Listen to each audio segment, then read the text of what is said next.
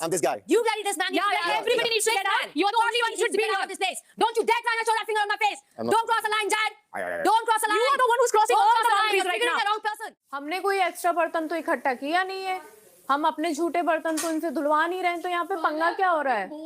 पहले हमारे गांव में झगड़ा होता था ना, तो एक महिला दूसरे महिला से झगड़ा करती थी और एक दूसरे को मर्द को गरियाए, वो उसके मर्द को गरियाए, वो उसके मर्द को गरियाए, और पूरा जो मोहल्ला है खड़ा होकर के सुनता था।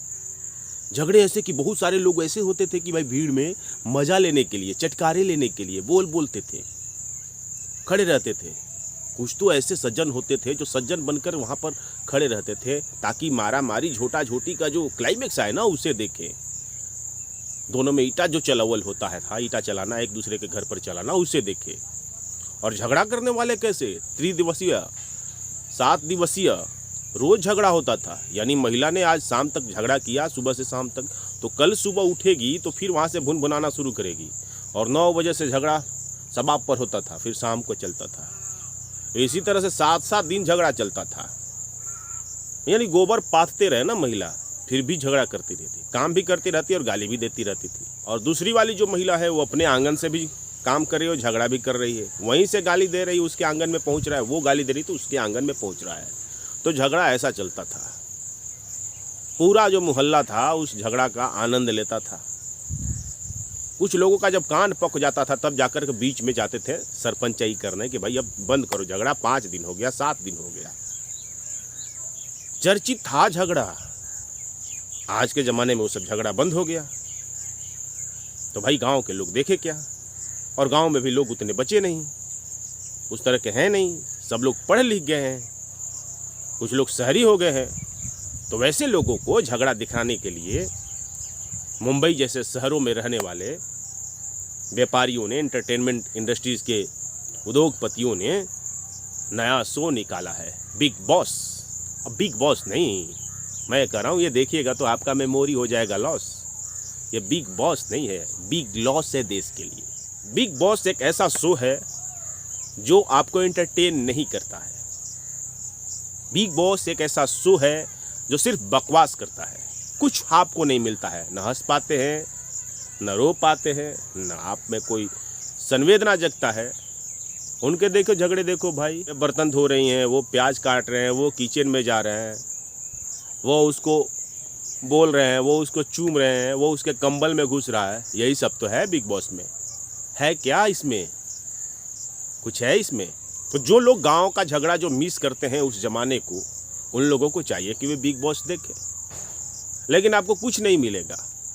किसी नेता ने आरोप लगाया है कि भाई ये तो युवाओं को भटकाया जा रहा है इस शो के माध्यम से। वो सही है आरोप। भाई युवा फिल्म देखता है तो उसका मनोरंजन होता है। बिग बॉस देखने से क्या होता है भैया, बताइए? क्या करते हैं इनमें? 5 महिलाओं को घुसा देते हैं, 5 पुरुषों को घुसा देते हैं, 1-2 नमूनों को घुसा देते हैं, और हर साल सरपंच टाइप का एक होस्ट रखते हैं। कभी सलमान को रख लिए तो कभी उसको रख लिए, और फिर खबर चलेगा बाहर में किसके कंबल में कौन घुसा, किसने किसको चूम के लिया। यही तो, और बड़े बड़े हेडलाइन छपेंगे। तो ये जो भाड़े के जो नौटंकीबाज है ना, ये जो ड्रामा जो कर रहे हो पूरे देश में, इससे देश को कुछ नहीं प्राप्त हो रहा है।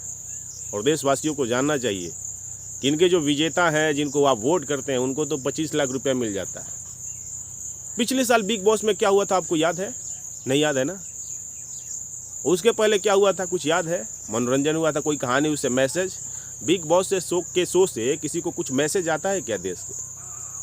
फिल्म से तो एक है कि भाई लोगों को मैसेज आता है कि हाँ ये चीज़ है, इस सिनेमा का संदेश ये कह रहा है, समाज के स्तर पर समाज में हो रहा है। बिग बॉस में क्या हो रहा है? बदतमीजी, सिर्फ बदतमीजी, और लोग उसे देख के बदतमीजी सीख रहे हैं।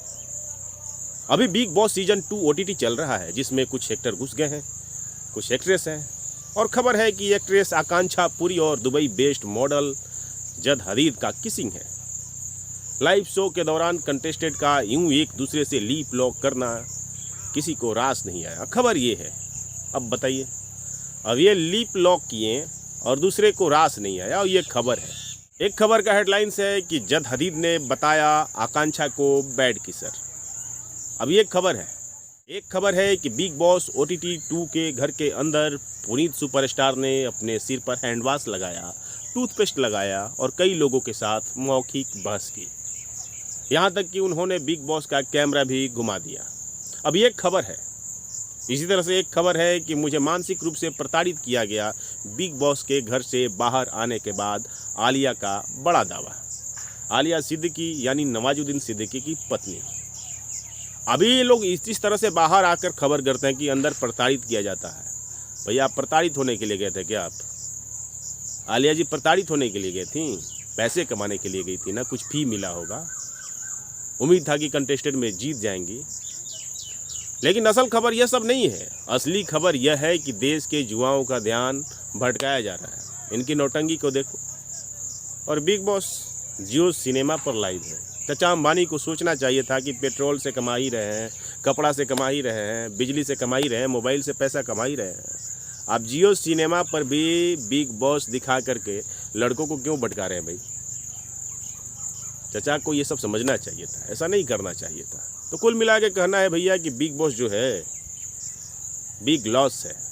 मत देखिए इसे, बंद करिए।